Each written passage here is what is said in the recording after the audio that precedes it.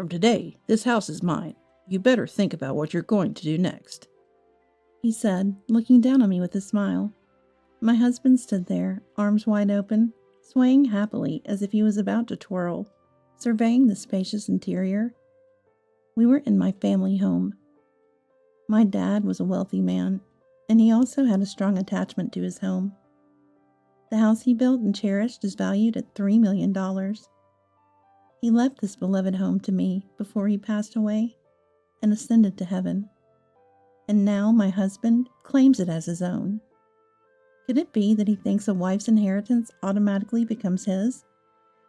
As I tried to explain that he had no such right, he proudly showed me something as proof. "I'm not making this up. This is the evidence." In his hand was, "I'm Kay, 38 years old. I'm working as a bank employee at an online bank. Choosing this career was largely influenced by the importance and dangers of money taught to me by my parents, who are significant investors. Growing up in a wealthy family, I was taught to be strict about money from a young age. "Money is important. You have to protect it yourself." It was my dad's constant saying. Despite our financial situation, my parents didn't indulge my every desire. They made sure we lived a life similar to that of an average family. My allowance was a bit less than my peers, and we rarely dined at expensive restaurants. I went to a local public elementary school, not a private one. Because it was local, it didn't take long for rumors to spread about my family's wealth and my parents' network. "Kay's family is rich, huh?" "Must be nice getting anything you want." "You always have the latest games, right? Let me come over and play." The reality was, I didn't get everything I wanted, and I didn't own expensive things, but those comments became the norm. To be honest, it didn't feel good. I thought I lived a life not much different from everyone else. In upper elementary school, my friend Brina came to me with a problem. "I broke Mira's game and have to pay her back, but I'm out of money. Kay, can you lend me some?" Brina was a classmate who had become my friend that year. "Didn't you talk to your parents?" "I don't want to get scolded. You're the only one I can ask about this." Wondering if saying no would make school awkward from tomorrow, yet knowing lending money was discouraged, I had to say, "Sorry, I don't have any to give." Seeing me like that, she cried and left. The next day, Mira, from the class next door, called me over. "You ignored Brina when she asked to borrow money. Your family's rich, but you won't help a friend? Brina says she can't pay it back, so you should do it for her." I had nothing to do with it, but why did it end up like this? Though I thought this, I kept insisting I couldn't give what I didn't have. After listening disinterestedly for a while, Mira said, "Your family's rich, so there's no way you don't have money. Why lie about not having it? You care more about money than Brina. You're abandoning Brina. That's awful." And then she left. From that day on, nasty rumors about me spread. Mira and Brina started spreading lies that I had swindled them out of money, or that I refused to compensate for the broken game console. The teachers quickly caught on and scolded them, but that only added fuel to the fire. Their bad-mouthing became more extreme, eventually reaching my parents' ears, causing Dad to come to my school. After a meeting between our parents, things moved quickly. I received a half-hearted apology from both of them, and have not interacted with them since. Now and then, they would look over and chat while laughing, but they never directly spoke to me again. During dinner, Dad smiled troubledly. "Kay, next time someone asks to borrow money or for a handout, just say, 'Dad forbids it.' You don't need to say whether you have money or not. If they persist, tell them it's forbidden, but you'll see if something can be worked out if you talk about it," he advised. I was fed up with money troubles. I firmly nodded to Dad's words. From then on, I didn't bring up money myself. I was careful not to invite friends over to my house after advancing to the next stage of my education. I became more discerning about friendships, focusing on their inner values. Even as an adult, I was extremely cautious to avoid financial troubles and immersed myself in work to avoid unnecessary prying. At 28, one of my few friends introduced me to Cedric, my now husband. From the first meeting, he looked at me straight and was an honest talker. He was a year younger than me, but looked about 5 years younger. I was drawn to Cedric's honesty and brightness, and we married 2 years later. The wedding was decided to be a grand affair. My parents, worried about my lack of masculine presence even past 25, were always anxious about whether I would marry. Delighted by the marriage, they insisted on spending money for a grand celebration. Cedric also said, "It's a once-in-a-lifetime event. Let's make it grand. Your parents are even saying so." So we invited many guests for a grand wedding ceremony. About a month after the ceremony, Dad suggested, "Maybe it's time to bring Cedric home." I trusted him, but worried Cedric might inadvertently mention something about my family home and stir up trouble, reminiscent of my elementary school days. However, now that we were married, it was something that had to be revealed eventually. I decided to introduce Cedric to my family home. Cedric stopped in his tracks, astonished at the sight of my family home. He was literally speechless. Even as we toured the house, he kept saying, "I didn't know you were this rich," his eyes shining. After the meal and leaving the house, on the way back, Cedric kept asking about the extent of our assets and other money-related questions. I dodged, saying I didn't know much about my family's finances, but I had a bad feeling. Months later, I received a call from Mom. "Your dad has to be hospitalized," she said. "What? Why? Is he okay?" I was so shocked I didn't know what to ask. "The doctor said they'll run some tests. Dad hasn't been feeling well lately. Remember, he didn't eat much when you guys came over." Indeed, Dad hadn't eaten that day, and he seemed thinner. "We'll be told the results of the test this weekend. Could you come with me, Kay?" "Of course, I'll make arrangements and be there." I was genuinely worried about Dad. That weekend, Mom and I went to the hospital to see Dad. He seemed energetic, but somehow he appeared to have lost his strength. When I spoke to Dad, he smiled and simply said, "Sorry for worrying you. Can't beat age." A few minutes later, we were called in by the doctor, who informed the three of us about Dad's condition. It was pancreatic cancer, stage 4. It had metastasized everywhere, and surgery was not an option. I was speechless, and Mom broke down crying. "How could this be? He always took care of his health."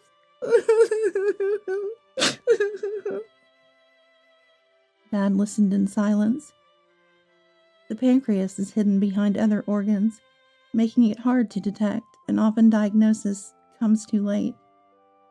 It's a type of cancer with a high probability of being terminal by the time it's discovered. Back in the room, Dad, with a resolved look, said, "I'm sorry. Please live happily, both of you." Both Mom and I were in tears. From then on, I visited Dad as much as I could within the time allowed. Due to the recent epidemic, visits were limited to family only, and Dad cherished the time with his friends, so he was saddened. And perhaps because of that desire, he wanted various people to come to our family home. "Okay, I'm counting on you to take care of the house after I'm gone. Invite many people and make it a meaningful home." He entrusted me with his wish. How could I fulfill Dad's wish? I thought hard and came up with an idea. I immediately started looking for a renovation contractor. Cedric was worried about me going to see Dad every day on my days off. Since the incident with the family home, I hadn't been able to fully trust Cedric, who tends to speak without thinking, and I hadn't talked about the inheritance. "How's Dad feeling?" "It doesn't seem good." "That's tough. It must be hard for you alone, so I'll help with Dad too." His words were kind. Honestly, balancing work and hospital visits was not easy, so Cedric's kind words were welcome. However, his next words completely erased my feelings for Cedric. I think as your husband, I need to think about the future too. So I'd like to know how much assets Dad has. Get the details. It's not my money, and there's nothing I can say. The family money is managed by Dad, and if something happens to Dad, Mom will manage it, I retorted. Then he said, Yeah, I guess so. But money matters are important, I met a legal advisor, Jeffrey, who said he could help with these things. Mom can't stay healthy forever, so it's better to talk about it sooner. The idea of discussing what would happen after Mom's death while Dad was in such a critical condition made me want to sigh. Is it all about the money for him too? I was reminded of unpleasant past experiences. Dad has a trusted lawyer he's worked with for a long time, so we're covered on that front. But we need to sort out the money stuff. It's important. Because it's important, we rely on people we've known for a long time and can trust. Thanks for worrying, but it's okay. From the day of this argument, Cedric frequently brought up Dad's money or spoke as if Dad was already gone, which disgusted me, and I gradually started distancing myself from Cedric. Months later, Dad passed away after a brave fight. After discussions among relatives, the $3 million mansion was inherited by me, as per Dad's will. Cedric didn't even try to hide his keen interest in the inheritance. Is the inheritance process for Dad's estate progressing? And inheritance involves taxes, so I can introduce someone who can help minimize the waste. He nagged incessantly, despite my insistence that it was unnecessary. Then one day, Cedric said with a big smile, "Hey, you inherited that big house, right? Awesome. So when can we move in?" How did you know? I was surprised. I bumped into your cousin at the funeral, and we chatted a bit, and it came up. I wish such important matters weren't discussed so lightly. I felt anger towards my cousin as well. I did inherit it, but it's too big for just the two of us. We're not planning on living there. What? Why did you inherit it then? Leaving it empty would be such a waste. Let's live in that mansion. A happy life awaits us there. We've already decided as a family not to live there. What? Why do you decide everything without discussing it with me, your husband? I had explained to Cedric multiple times that the inheritance does not become marital property, but he seemed not to understand. But more importantly, I had a goal to fulfill Dad's wish of inheriting that house. Feeling ignored, Cedric began to show clear hostility toward me thereafter. He attended Dad's funeral, but did not help with any of the subsequent procedures. After the funeral, there was no time for the family to catch their breath. I was busy with inheritance procedures, memorial services, and paying visits to Dad's friends. 1 month passed, then 2. When things finally started to settle down, and I came home, Cedric greeted me with a nasty smile, saying, "I have something to talk about. Sit down." Curious, I listened, and he suddenly started saying, "I changed the title of your family home to my name. Here are the documents as proof." He placed a document on the table. It was labeled as a title change report. I was stunned. Marrying you was a mistake. I didn't realize it when we were just dating. I didn't know you were such a gloomy person with no friends and low communication skills. Your family is rich, but your own income is low. You're really useless. I thought it was okay since you do the housework, but I can't stand being with you any longer. However, I can hire you as the maid of that mansion. It'll be a low salary, but you can live in the house Dad left behind. How about it? Will you refuse? If so, then it's divorce. I don't need you. Get out." And he put the divorce papers on the table. Angered by his sudden insults, I retorted, "What are you talking about all of a sudden? Changing the title? You can't just do something like that on your own." I had the legal advisor Jeffrey arrange it. "What? Well, you'll regret it, but I can no longer be with you. It's divorce." I signed the divorce papers, packed my things, and left the house. As I walked to my family home, I reminded myself how easily money can change people. The next day, Cedric called me. "Give me the keys to the house. It's mine now." "Don't joke. It's not your house. It's a precious family home inherited from Dad." I hung up the phone. At first, he wasn't like this. Money changes people's hearts. I was reminded again of the dangers of money. Now, what to do? As I was contemplating, a loud alarm sounded, indicating the home security system had been triggered. There was a pounding at the door. "Open up, Kay. This is my house." Cedric was trying to force his way into the house, activating the security system. "I don't understand what you're saying. This has always been our family home," I said through the door. "Don't mess with me. I've done the paperwork properly. Open up now." The sounds of trying to unlock the door and banging continued. I ignored it. Soon the security arrived, and Cedric was restrained. I opened the door from the inside and told the security, "He's a stranger. Please take him away." "What are you saying? I showed you the documents yesterday. With the legal advisor's help, I've become the owner of this house." Confidently boasting, Cedric said, "Just wait here." I went to get the documents. Returning to the entrance, I showed Cedric a copy of the real registry certificate. "This house is undoubtedly mine, and the inheritance registration is completed. Here's the proof, see? Your so-called title change is fake." Cedric looked dumbfounded. "You know, just because someone is a legal advisor doesn't mean they can change the title without the owner's consent." I could see the color drain from Cedric's face. "Can't be true. Jeffrey said he'd do the paperwork for me, because we're friends. Even though it would cost money, that's the job of a legal advisor." "Hey, is that person really your friend? Where did you meet him?"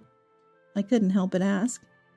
"When I mentioned that your dad was wealthy, and eventually some of that money would come to me, he approached me, saying he could help with inheritance tax issues, or advice on estate distribution. He seemed very trustworthy. Even about this house, when I mentioned you inherited it, but wouldn't live in it, he said that although the paperwork would be a hassle, for $20,000, he could change the title to me, your husband, so I had him do it." Cedric's face looked like he was about to cry as he spoke. He took out his smartphone and started to make a call. "Jeffrey, please pick up." He redialed again and again. "Can't be. Why isn't Jeffrey answering?" "Didn't you think to check how inheritance registration works or what the costs are usually like before asking? You bought a useless piece of paper for $20,000. You're such a fool. That Jeffrey guy is just a scam artist, right? Talking about money to anyone who listens, and getting easily tricked by those who approach you. Cedric, I thought you weren't a bad person, but you changed completely after being dazzled by money. Goodbye." As I tried to close the door, Cedric pleaded desperately. "Wait, Kay, I was wrong. I want to start over with you. Please cancel the divorce." "Too convenient, don't you think? Security, please take him away." Cedric was escorted away by security. Afterwards, living at my family home, I enhanced the security. Both Mom and I changed our contact information. Cedric tried to visit a few times, but was turned away by security each time, and eventually stopped coming. 3 months later, amidst the chirping of cicadas, a gathering was held with relatives Dad was close to. A familiar figure appeared. He was emaciated, but unmistakably Cedric. Seeing Cedric in such a state didn't surprise me, because I knew what he had been through these past 3 months. A friend who introduced me to Cedric had been keeping me updated on his situation. Cedric, hoping to reconcile with me, had been lying to his boss about being on external appointments and spent hours searching for me. Eventually, his actions caught the company's attention, leading to warnings, demotions, pay cuts, and finally dismissal. Moreover, Cedric, being too naive, had fallen victim to various scams during these 3 months. He was tricked multiple times by get-rich-quick schemes and offers to reconcile with me. A truly concerned friend had warned him, but Cedric trusted scammers over his friend's advice As a result, Cedric was drowning in debt and abandoned even by friends and family. Now Cedric stood before me, having lost everything: income, family, everything. He wore dirty clothes, not fit for mourning, clearly out of place. Before I could call security, Cedric collapsed to his knees as if falling apart, then suddenly started prostrating before me. "Kay, I'm truly sorry." He apologized loudly, rubbing his forehead on the ground. Such an act naturally attracted attention. The people around us stared at me. "Stop it. Not here. This isn't the place. Today is an important day for Dad. Leave." I whispered to Cedric as quietly as possible. I wanted the family gathering to proceed smoothly. This was my sentiment toward Dad. I didn't want to disrupt the important event for Dad. However, Cedric, not considering my feelings, kept apologizing profusely.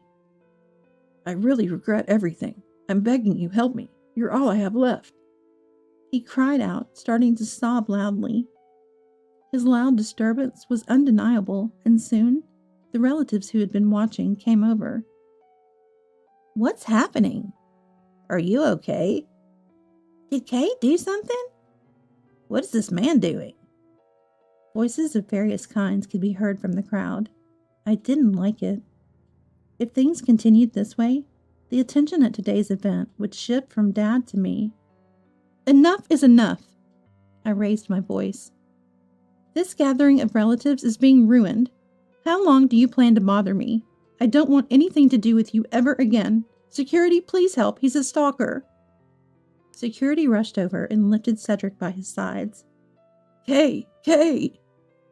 Even as he was being taken away, Cedric continued to shout my name. I apologized to those around me. "I'm sorry for causing a disturbance when you came here for Dad." The rest of the Bond Festival passed without further incident. That very day, I went to the police to discuss Cedric and mentioned that I would file a report if anything happened. To completely sever ties with Cedric, I moved out of my family home. In fact, I had planned to move away, so the move just happened a bit earlier than scheduled. Since I had already somewhat decided on where to move, the relocation went smoothly. Afterwards, a friend kept me updated on Cedric's situation.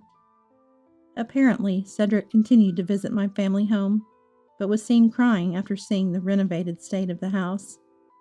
Cedric couldn't forget the life we had together and the hope of becoming wealthy, and he spent his days listlessly without any motivation.